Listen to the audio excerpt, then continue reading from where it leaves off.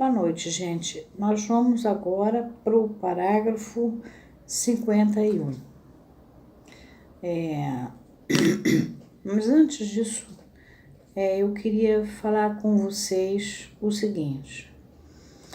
Eu estou fazendo esse trabalho que me pediram porque para mim foi muito difícil o percurso até poder entender Lacan.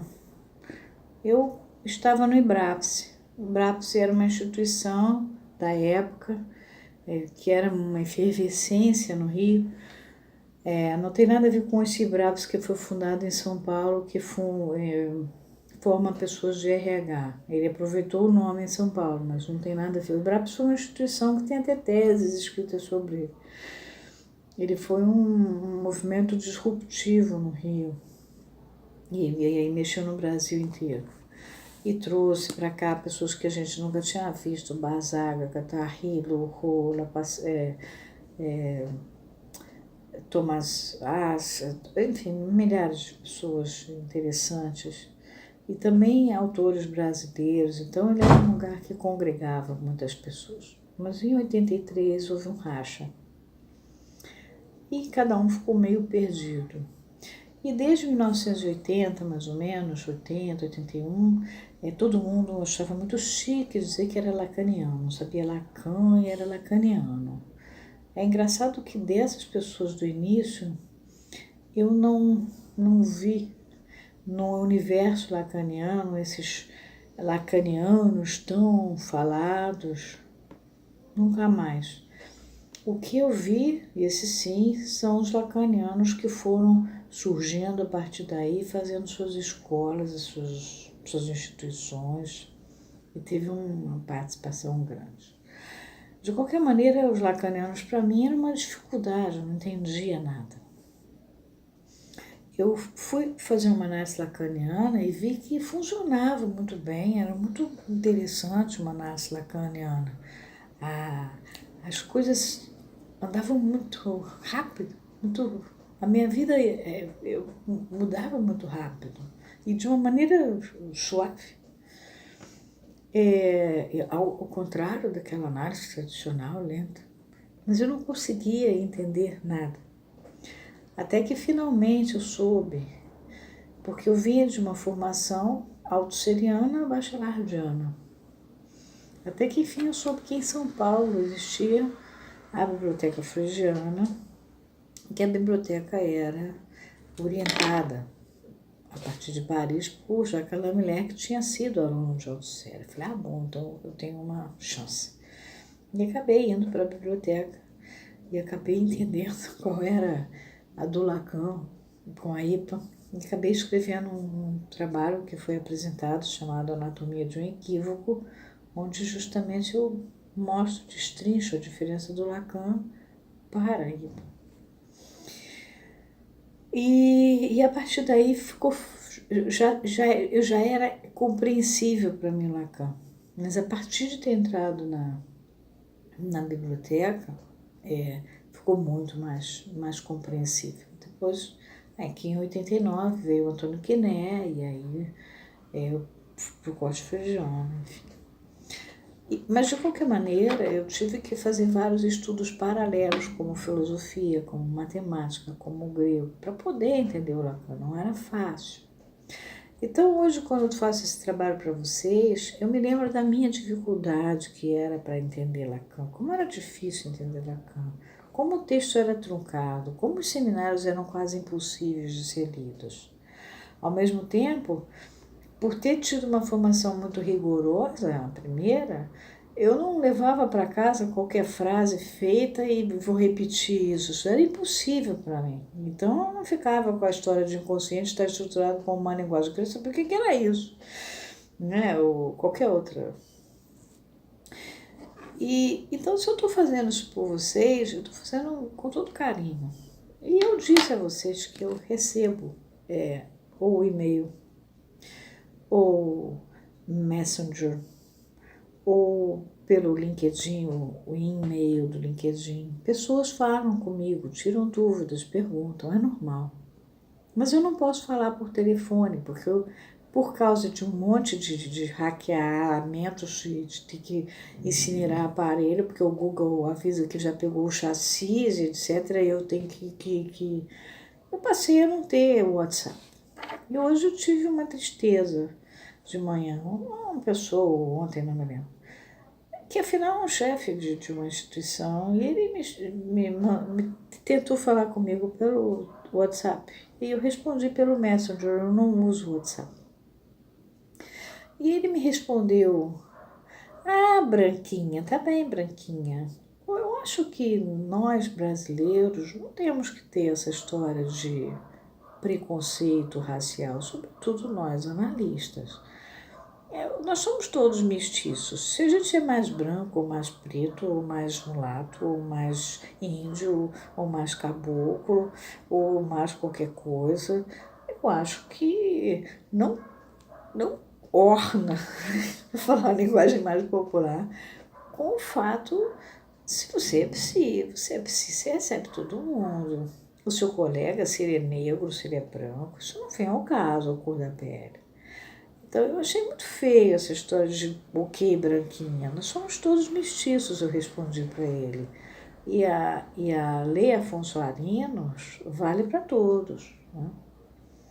Ele ficou quieto lá, mas eu espero que ele não esteja divulgando dentro da instituição dele que os brancos não são bons, os negros é que são, porque a gente não usa fazer isso dentro da psicanálise. Eu nunca vi. O próprio Jacques Lamelaire, quando fez a conferência dele de 2017, falou: eu nem sabia que eu era judeu, eu não enxergava isso assim, eu não tinha esse preconceito assim, palpável. Eu era da Escola Normal Superior, está lá a conferência. Bom, voltando agora para o parágrafo. O parágrafo 51 diz o seguinte: vocês lembram que ele tinha falado da linguagem humana, que constituiria então uma comunicação em que o emissor recebe do receptor sua própria mensagem sob forma invertida. Que ele tinha adotado essa forma para ele. Então a gente já comentou sobre isso. Agora no 51 ele vai abordar uma outra questão adiante.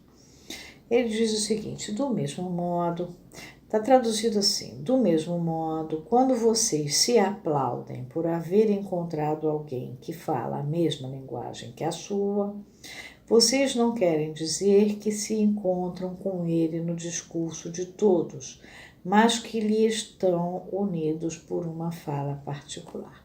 Eu preferi pegar direto do Lacan francês, que diz o seguinte: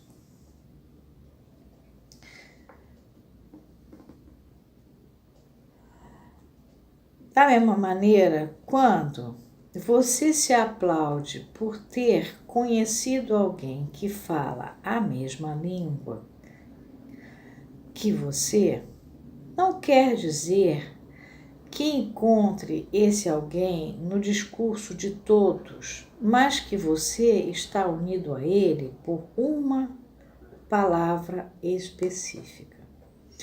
Eu preferi isso aqui. O que acontece?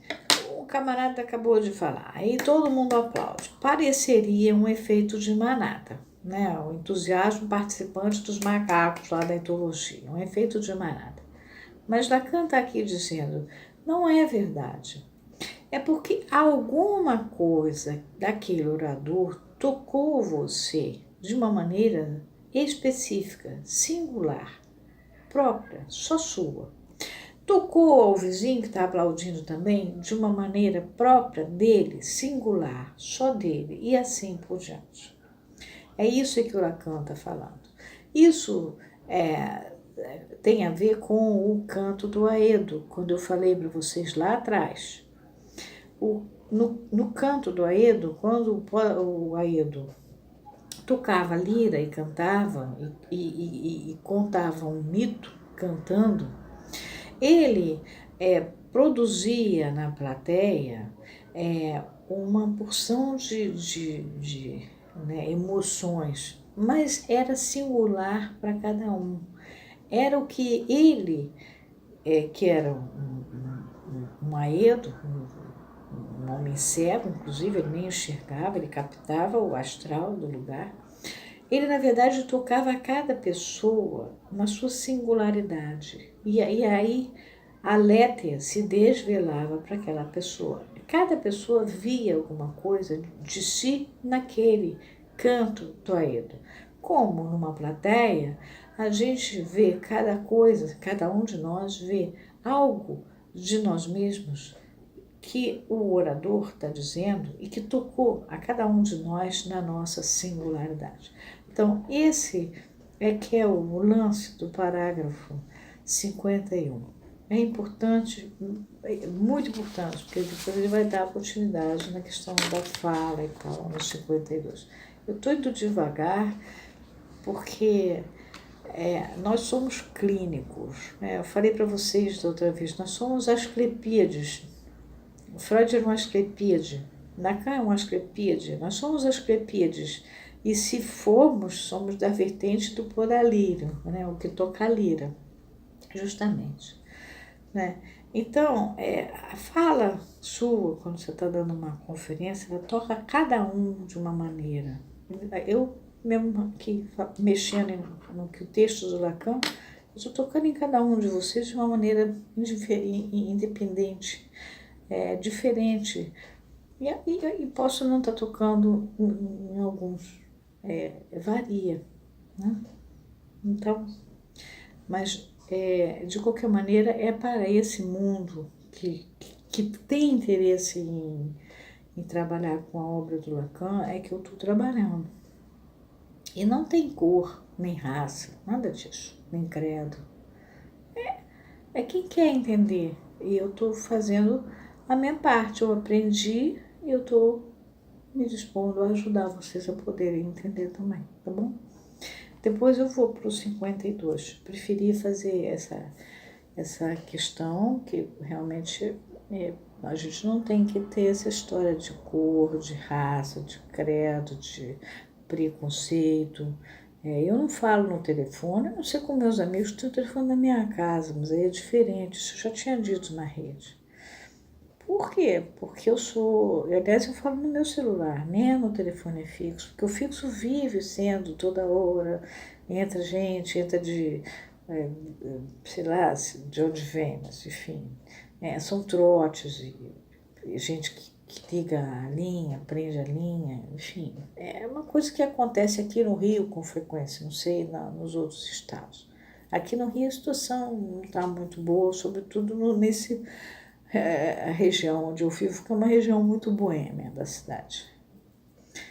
Então, para que eu vou ficar falando em telefone se eu posso falar com vocês pelo Messenger, ou pelo e-mail, ou pelo e-mail do LinkedIn? Eu dei 3 oportunidades. Então, é simples, tá? Um abraço, até amanhã. Amanhã a gente continua.